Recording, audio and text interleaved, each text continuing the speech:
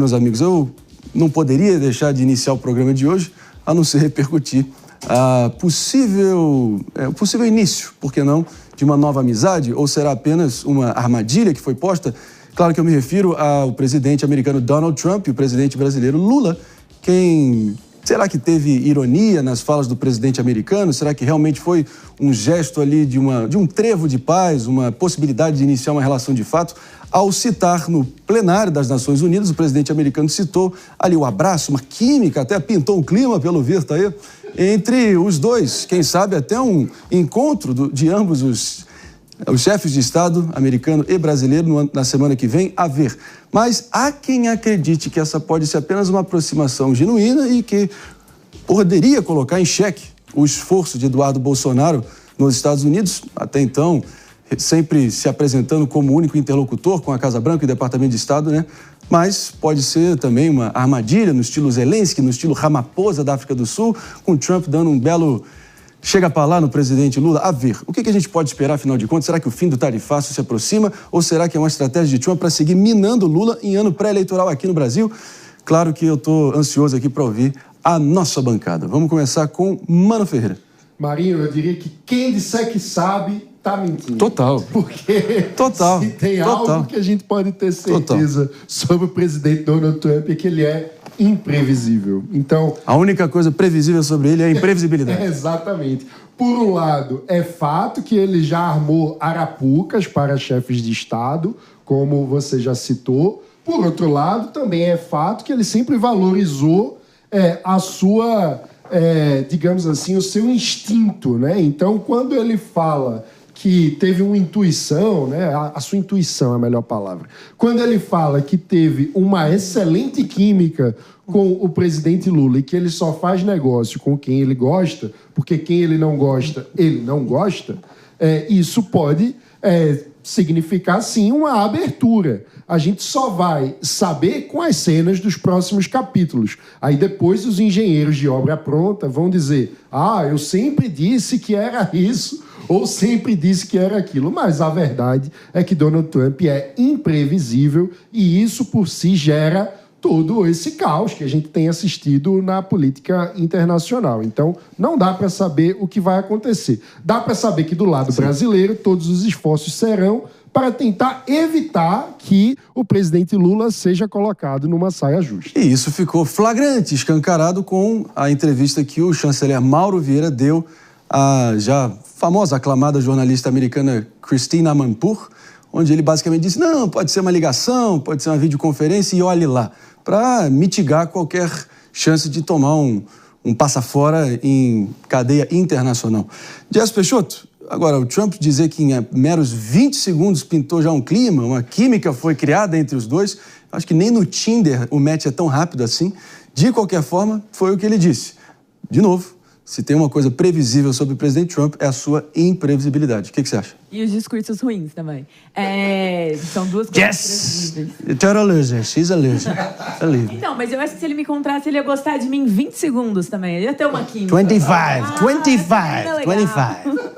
Mas aqui a gente também precisa ver que teve uma consequência muito grande assim, no escopo político. Porque toda a construção narrativa da oposição nos últimos tempos, principalmente aí do Eduardo Bolsonaro, tem sido em torno da figura ali do Donald Trump como um forte apoiador. E, de repente, ele encontra o dito algoz do ex-presidente Bolsonaro e chama ele de um ótimo cara, diz que vai encontrar, diz também que ele só conversa com pessoas que ele gosta e ele gostou do Lula. Então, assim, foram várias situações ali que geram um certo desconforto, que está tendo até uma tentativa de dizer que foi estratégico, que é isso, que é aquilo, mas que, no geral, passa uma imagem de não tão força assim em relação à questão política do Brasil e a visão do Lula como um inimigo. O Trump não tratou o Lula como inimigo. E diferente até de arapucas como Zelensky, eu não acho que foi necessariamente uma arapuca, mas eu acho que ali os Estados Unidos entregam cheques, assim, não... acho que tem que defender a Ucrânia, mas cheques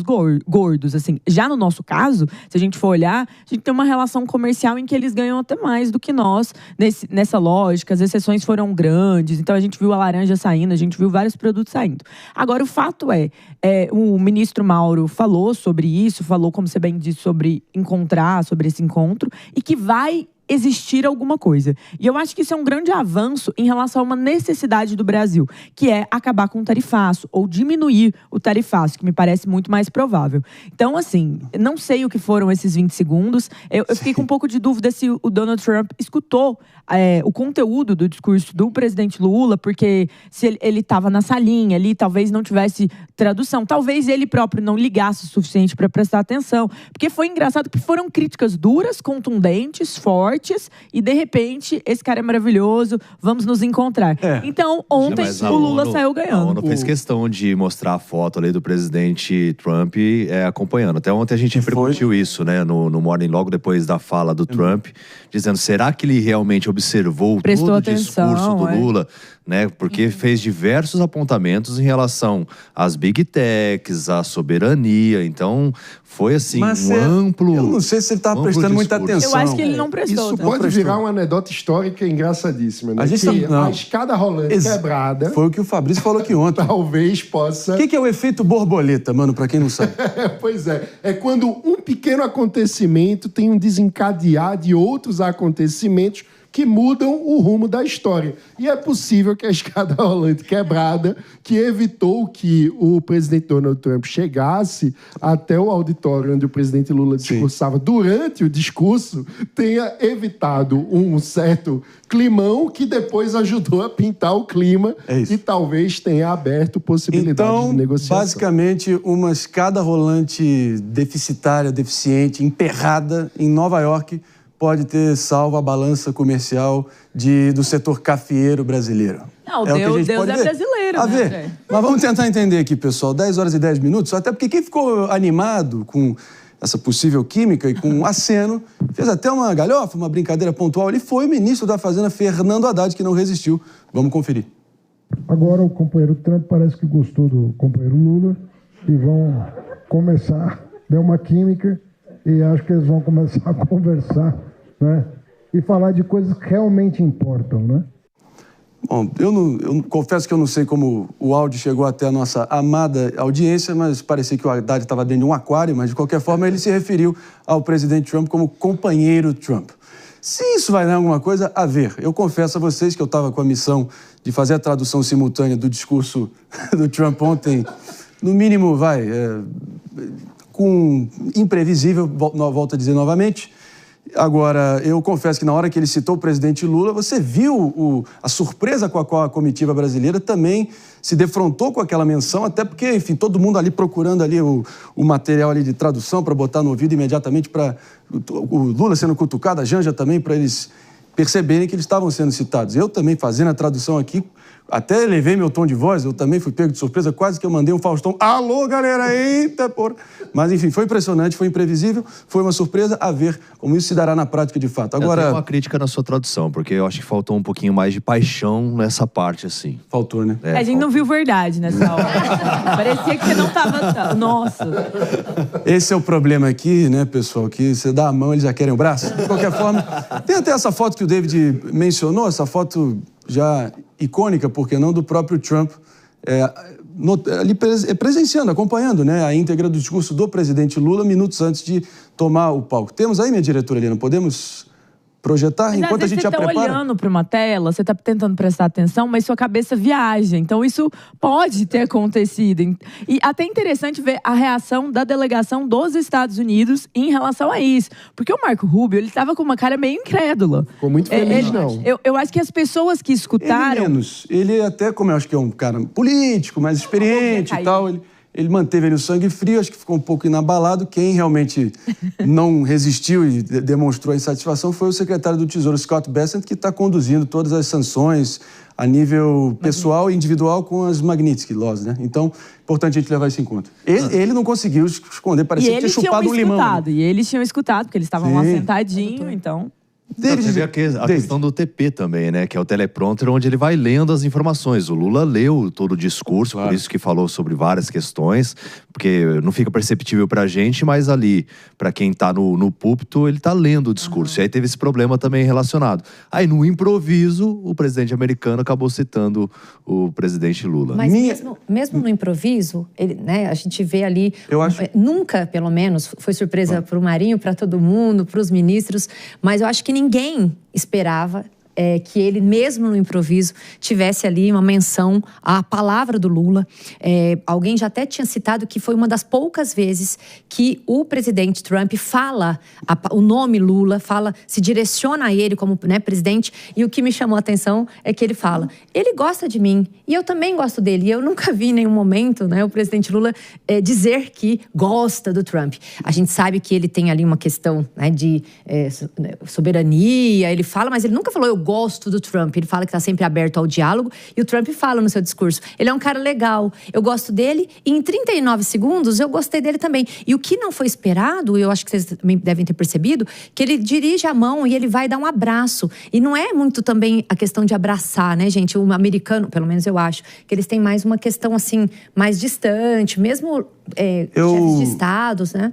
Eu imagino que, dado, enfim, o efetivo imenso ali de jornalistas por todo canto, eu imagino que se realmente tivesse no script, ou se houvesse de fato essa possibilidade ali no protocolo de transição do Lula saindo e o Trump entrando, que provavelmente teríamos uma foto desse encontro. Mas realmente me parece que foi totalmente circunstancial, não planejado, por isso não temos uma recordação disso, até porque vai ficar a palavra do Trump contra do Lula. Então, não sabemos até que ponto houve esse afago entre eles, de fato. De qualquer forma, é importante a gente levar isso em conta, que eu acho que o Trump não é uma pessoa ideológica, ele é uma pessoa transacional, fez afagos a diversos chefes de Estado de esquerda ao longo dos seus mandatos. Lembro aqui muito bem do López Obrador, presidente esquerdista ali do México, que ele sempre tecia elogios. De qualquer forma, a ver como isso vai se dar. E eu gostaria de projetar aqui a imagem, que já é icônica, de fato, o Trump ali segurando, para todo mundo que está nos ouvindo pela Rede Jovem Pan de rádio, basicamente uma foto nos bastidores, ali imagino que no camarim da ONU, Trump segurando o seu discurso, que ele até levou o papel físico em mãos para poder ler e ter como ponto de apoio. Imagina se não tivesse levado, né? Agora, e ele ali olhando o presidente Lula, com a sua já tradicional gravata com as cores brasileiras, que ele utilizou desde a comitiva que anunciou as Olimpíadas no Rio de Janeiro em 2016.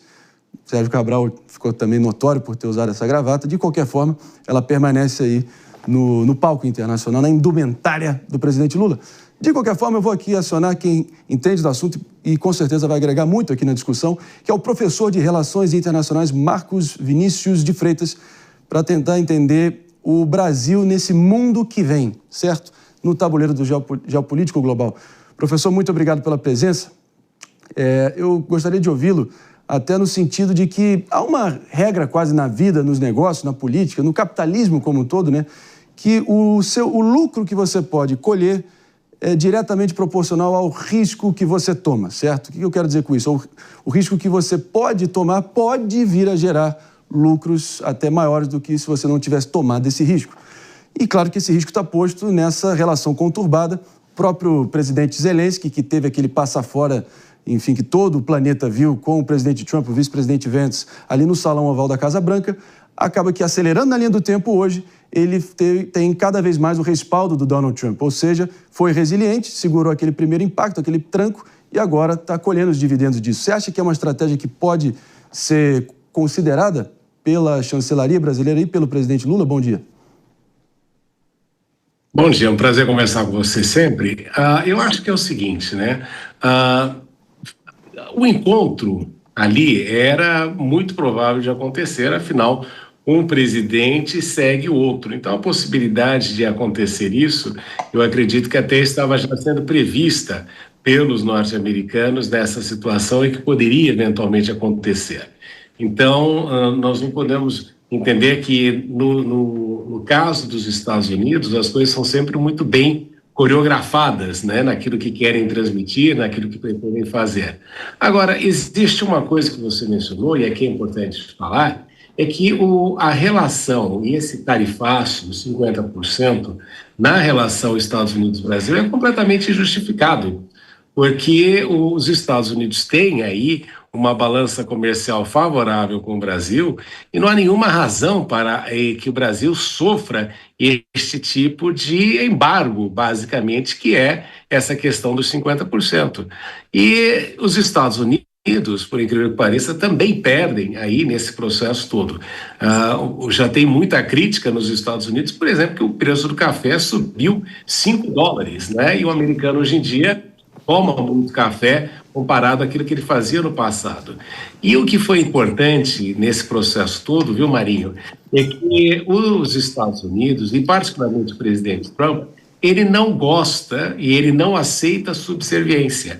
E talvez o posicionamento do presidente Lula evidenciou uma ausência nesse sentido, né? Ele não foi subserviente, como a maior parte dos países fez, e aqueles que foram os mais subservientes e que aceitaram ali a imposição foram os que tomaram ali a grande paulada. Se você pensar, os europeus, que são o principal parceiro econômico dos Estados Unidos em toda a situação, receberam aí um tratamento de vassalo nesse processo todo. Então, o presidente Trump entende duas políticas, não é? E isso a gente até pode aprender com os chineses nesse processo. A resposta não precisa ser necessariamente, nem deve ser de reciprocidade, mas precisa ser em determinados aspectos, até assimétrica, para que ele entenda que isso afeta também o seu eleitorado. E no caso norte-americano, e aqui é uma coisa importante até de enfatizar, o presidente Trump tem ali uma relação muito importante com o campo, e os Estados Unidos deixaram nesta situação e neste conflito com a China de exportar para a China. E o Brasil é um grande concorrente, e os chineses passaram a comprar aí a soja brasileira ao invés de americana. Então, existem uma série de coisas por detrás desta movimentação de Trump, e com certeza não é porque ele sentiu ali um clima com relação ao presidente Lula. A ver, professor Marcos Vinícius, claro que você bem mencionou que você enquadrou da seguinte maneira, né? Alguns países que se submeteram a tomar esses passaforas, engoliram o sapo e assim chegaram a um acordo, como você colocou, enfim, desigual ou indesejável para eles, né? A gente lembra que a própria comitiva japonesa passou mais do que 24 horas, enfim, por semanas, até conseguir um encontro com os Estados Unidos e assim conseguiu reduzir essa tarifa. Por outro lado, enfim, o fato é que o Brasil permanece com a maior tarifa do planeta nesse momento, de todo o round de tarifas. Então, não necessariamente essa bravata ou essa postura beligerante do presidente Lula, para muitos um soberanismo de goela, realmente tem gerado o efeito pretendido. A ver, porque, enfim, claro que tudo pode mudar a partir de ontem, mas o fato, dado concreto do momento, é que o Brasil segue tendo uma das tarifas, se não a tarifa mais agressiva e onerosa no momento. Eu acho que dá ainda, vou aqui né? com a Jess Peixoto já para o comentário e espaço para fazer a próxima pergunta para o professor. Vamos lá. Não, só que a Índia também teve a tarifa por conta das negociações com a Rússia e subiu para igual ao Brasil, 50%, só que com menos exceções. O volume de exceções faz a tarifa média ser menor. Exato. E, professor, obrigada por estar aqui. Eu acho que esse é um assunto muito complexo e que as pessoas, elas sempre imaginam que os Estados Unidos, ele tem todo este poder e que ele pode usar como ele quiser, porque, afinal de contas, ele tem todo esse poder. Só que a gente também vê uma potência em franca ascensão, que é a China, e eu tenho lido muitas coisas dizendo que as tarifas do Trump, elas podem ser um veneno para a economia dos Estados Unidos por levar mais a esse isolamento e permitir o crescimento chinês a áreas que talvez a China não tivesse um mercado tão aberto. No Brasil, até que a China tem um mercado já há algum tempo bastante aberto. Como que o senhor encara estrategicamente essa escolha do Donald Trump pelas tarifas e, em um certo grau, deixando aquela ideia dos Estados Unidos do livre comércio para trás e tendo essa postura mais direta, tarifária? E até uma segunda pergunta, terras raras. São um aspecto também muito importante nesse momento, foram mencionados ontem. A China é a maior detentora das terras raras hoje, que são muito importantes para a tecnologia, principalmente. O Brasil também tem muito potencial nessa área. O senhor acredita que essa pode ser também uma lógica de manobra, de entrada? Porque, no caso chinês, acabou conseguindo ser um fator para congelar ali as tarifas. Como que o senhor encara tudo isso? E muito obrigada pela atenção. Não, eu agradeço pelas perguntas. Eu vou dizer uma coisa interessante. Os chineses dizem que o Trump é um construtor de nações e principalmente que ele é o principal, ele é o melhor presidente que os chineses poderiam ter eleito para os norte-americanos, porque as medidas que ele tem tomado nesse processo todo têm basicamente feito com que a China tem aí uma aproximação maior com vários países. Aquele desfile que a gente viu no dia 3 de setembro, e que evidenciou muito dessa questão do poderio chinês, foi precedida por uma reunião muito importante do Acordo de Cooperação de Xangai, e o que se viu foi ali o Narendra Modi, que é o primeiro-ministro da Índia, participando ativamente e se aproximando dos Estados Unidos, da China, como não se esperava em todo esse processo. Afinal, os norte-americanos, desde o governo Obama, têm tentado utilizar a Índia como uma forma de contrapor-se e de conter ali o avanço chinês na Ásia e, por consequência, fazer com que a China de alguma forma, diminua o seu impacto na região. Agora, aquele encontro foi muito importante porque o Narendra Modi também está sofrendo justamente esses 50% de impacto por comercializar o petróleo russo. E o que é mais interessante, a China, que compra também petróleo russo, não está passando pelos mesmos 50% que o Trump impôs. Então, o que a gente nota é que o discurso do Trump tem sido muito favorável no sentido de afastar os países e torná-los ali muito mais próximos de Beijing, que tem assumido uma postura muito mais ativa, por exemplo, comprando aí os contratos de soja brasileiro, no caso de não se poder, de os americanos continuarem com o embargo contra o Brasil. E na sua segunda questão, o que a gente nota é que existe, de fato, uma movimentação global no sentido de trocar, não de substituir o dólar, mas de paulatinamente ir reduzindo a utilização do dólar nas trocas comerciais globais. A gente sabe que é um processo de longo prazo, que demora bastante, que os Estados Unidos construíram aí um sistema financeiro internacional muito importante, mas que paulatinamente a gente nota que isso vai sendo alterado.